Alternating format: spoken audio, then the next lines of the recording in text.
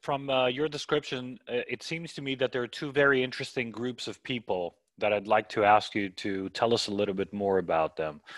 The first one is obviously this dynamic group of people who finally got the power in their hands after, you said, I think, 100 years. There's a change in the power structure in Turkey. And that's the one group of people, if you could tell us a little more about them. The second group that is also very interesting, and I know and already some of the questions are touching on this that we're getting on the Zoom chat, is the political constituency of Erdogan. Like, who votes for him? Okay. What is the mindset, and what are the different types of voters that are attracted to this supercharged nationalism, and what motivates them, right? And any insights on that, I think, would help us understand a lot more. Well, in Turkey, there are four big voting blocs, which are also four different ways of life or cultures and, socio-political zones in society. The biggest of them is what you can call muhafazakarlar in Turkish, which means religious conservatives. And a part of that is maybe hardcore Islamists. These people are in some fashion believing conservative Muslims. They pray 5 times a day or maybe once a week in Friday prayers. They might be wearing a headscarf, or if they don't, their grandmother is. And they would never drink probably. And they are probably coming from central Anatolia, or they're not coming from Izmir. I mean, they might be living in Izmir now, but their roots are probably not there. So this is, in their golden era, the historical image they have is the Ottoman Empire, Ottoman greatness, right? This is the main constituency in Turkey. And geographically speaking, it's like blue America, red America. I mean, it's inland Turkey and, the eastern part. So this gives you some 45% of the whole, electorate, almost half of the country. And AKP dominates that field? Sorry? And AKP dominates that voting bloc? 90% of this electorate right now. There are a few parties that are in this social culture, but they're an opposition party. The Saadet Party, it's get 1% of the votes. But Davutoğlu is now opening a new, again, Islamically, inspired but more democratic party against Erdogan. He's probably tried to capture a part of that big pie of conservatives. This is like, American, evangelicals and, the voting base of the Republican Party. Religious vote, yeah. Religious vote. The second biggest chunk is the Atatürkists, the Kemalists, right? These are the people who identify with the Atatürk revolution, who are Muslim. I mean, there might be some atheists, but not observant too much. They think you shouldn't be too conservative.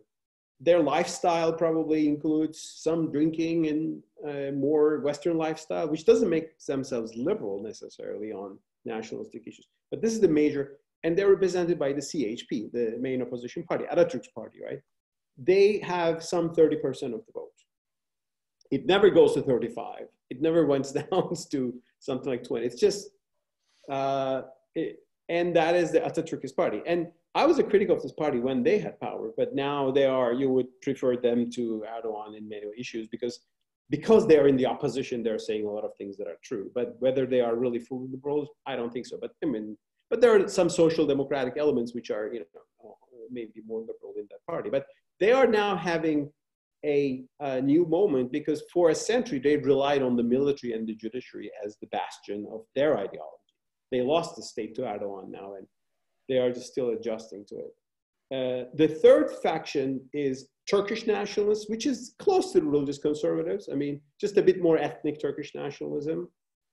That's why Erdogan has been able to combine these two groups. And MHP is their MHP, Devlet Bahçeli is the leader right now, is the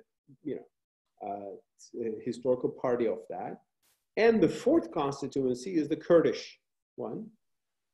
Again, there are some conservative Islamic tendency Kurds which don't buy this. They actually sometimes go towards Erdogan's side. But you can say there's like a 10% of give or take, a left-wing Kurdish party, which is represented by the HDP, the Turkish parliament. And the problem there, I mean, I think they are saying a lot of good things, but the problem there is that they are somehow affiliated with the PKK, which delegitimizes them in the eyes of the Turkish public, right? It's like Sinn Féin and IRA to some extent. There are differences, but so besides these four blocks, there are the liberals, and that is, I don't know, 1% of the vote, or I mean, there's a small liberal party which gets very, and however, in all these groups, you might find people that are a little bit open to liberal ideas on the edges, right? So that's why liberals, although they are a very small group, the people who identify as liberals, you have some liberal influence sometimes on these groups. Generally, the liberal influence is strong on the group that is not in power. So now there is some liberal influence on CHP because it's in the opposition. They like critiques of free press and lack of press freedom and so on and so forth.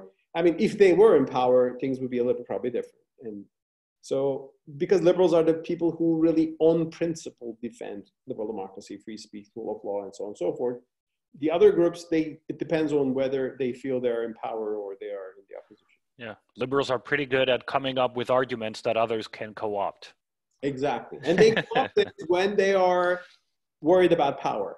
If they are enjoying power, it changes. And the big shift that has to happen under Erdogan, and which I couldn't foresee, I was naive enough, I should say that, at least this dramatically, is the conservatives who like liberal arguments when they were, oppressed, when their headscarf was banned, shifted in just a few years totally to now saying, now this is, the country has become right correctly, and this is the state, and now everybody, whoever insults the state should be jailed. So they were criticizing that 10 years ago when they were themselves were not the state. And